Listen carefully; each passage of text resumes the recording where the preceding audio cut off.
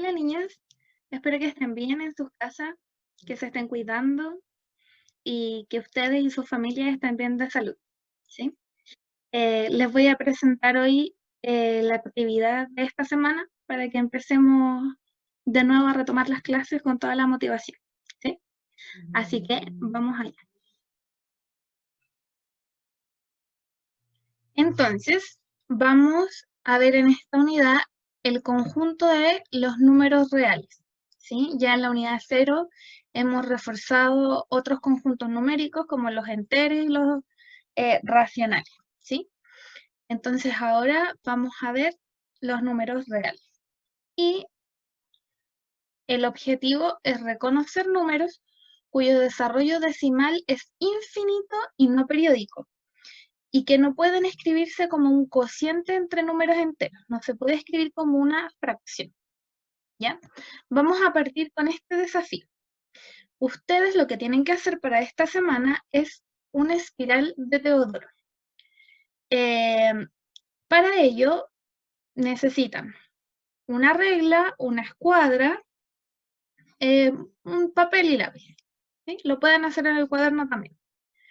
Van a dibujar un triángulo, rectángulo isósceles, ¿sí? Es decir, con dos lados iguales, que van a ser los catetos de 1 centímetro. Es decir, estos lados van a formar un ángulo recto, ¿sí? Y luego uno los vértices para terminar el triángulo.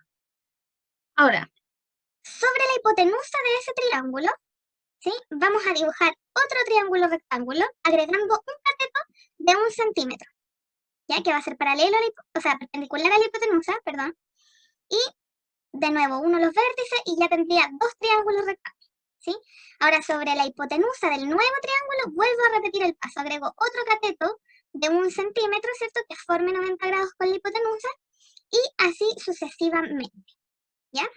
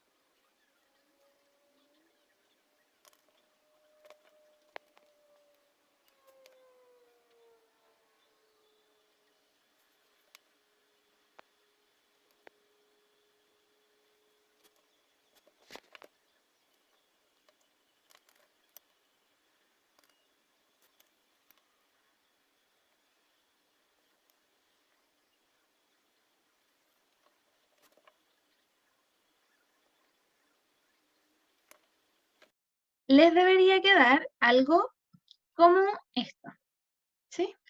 Acá está el primer triángulo de 1 centímetro y 1 centímetro, y uno de los vértices. Sobre la hipotenusa, dibujo otro ángulo recto con la regla y la escuadra, y le agrego un cateto de 1 centímetro y vuelvo a trazar la hipotenusa.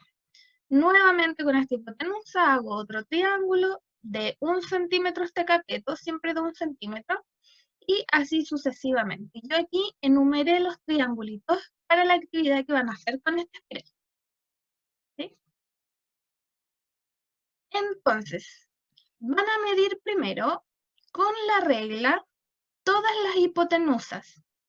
Todas las hipotenusas, la medida del primer triángulo, del segundo triángulo, del tercero y así sucesivamente hasta el número 16, lo van a medir con la regla y lo van a dejar registrado. Para la segunda actividad van a aplicar el teorema de Pitágoras para calcular la hipotenusa. Es decir, en la misma medida que sacaron con la regla, ahora la van a calcular con el teorema de Pitágoras. ¿Sí? Y van a comparar los resultados en esta tabla que yo les dibujé aquí al ladito. ¿Sí? Con regla y con el teorema de Pitágoras. ¿Cuánto les dio la medida de la primera hipotenusa? Con regla, con teorema de Pitágoras. Y así. Para luego poder compararlos y responder qué regularidad numérica se puede observar en la hipotenusa de los triángulos, ¿sí? Ya sea con la regla o con el teorema de Pitágoras, de cuál pueden encontrar una regularidad numérica, ¿sí? Algunos patrones. Y segundo, ¿podrían las medidas de la hipotenusa expresarse como fracción con numerador y denominador enteros, ¿sí? ¿Se podría expresar como un cociente? Esas son las preguntas que ustedes tienen que contestar en sus cuadernos y luego enviarme una foto, ¿sí? Por correo o por Facebook. ¿Ya? Vamos a recordar el teorema de Pitágoras para que puedan hacer la actividad número 2. ¿Sí? Para los que se les olvide. El teorema de Pitágoras dice que en un triángulo rectángulo, es decir, con un ángulo recto de 90 grados, estos lados se van a llamar catetos, el cateto A y el cateto B. Y el lado que esté enfrente del ángulo recto se va a llamar hipotenusa. Y yo conociendo la medida de los catetos puedo determinar la medida de la hipotenusa. ¿Cómo? Diciendo que la hipotenusa al cuadrado va a ser igual a la suma de los cuadrados de los catetos. ¿Sí? Acá está. C al cuadrado es igual a al cuadrado más b al cuadrado. Ahora, si yo aplico raíz en ambos lados de esta igualdad, me queda la siguiente expresión, ¿cierto? C es igual a la raíz de, porque ahí se les va el cuadrado con la raíz, y me queda la raíz de a al cuadrado más b al cuadrado. Así podemos obtener la hipotenusa de todos los triángulos que nos vaya dando en el espiral. ¿Ya? Entonces, para cerrar la clase, ¿sí? Este conjunto numérico que les va a ir dando, que ustedes ahí van a ir notando ciertas regularidades, se va a llamar números irracionales, el conjunto de los números irracionales, ¿sí? Es un conjunto numérico como en los enteros, los naturales, los racionales, ¿sí? Pero los números que pertenecen a este conjunto no se pueden expresar como una fracción de números enteros, ¿sí? Porque no me va a dar el resultado exacto, ¿ok? Sí se puede expresar como un decimal, pero este decimal va a ser infinito y no va a tener periodo, ¿ya? A diferencia de los números racionales, como el 0,333333, que es un periodo, yo le puedo poner ese palito encima que me indica que se repite. En cambio acá no puedo hacer eso. Los irracionales no se repiten. Los decimales son infinitos, pero no se repiten. Nunca. Entonces, no hay una regularidad que seguir. ¿Sí? Esos se llaman números irracionales. Entonces, ahora agregamos este nuevo conjunto numérico a los que ya conocemos y tenemos los números el conjunto de números reales, ¿ya? Donde Los reales incluyen los racionales, que ustedes ya conocen, los irracionales, que estamos reconociendo ahora, y de los racionales, ¿cierto? Sabemos que están los enteros, ¿sí? Y los números enteros se componen de los positivos, que podríamos decirle naturales, el cero, no se olviden del cero, y de los enteros negativos, de los números negativos. ¿Ok? Entonces, los números reales abarcan todos estos conjuntos numéricos. Por ejemplo, el 3 es un número real, ¿sí? El -3, aparte de ser entero, ¿cierto? También pertenece al conjunto de los números reales. Los racionales también y los irracionales, ¿sí? Eso. Espero sus actividades, sus fotitos por correo y por Facebook. Yo les voy a contestar lo más rápido que pueda. Y eso. Que tengan una excelente semana, niños. Besitos.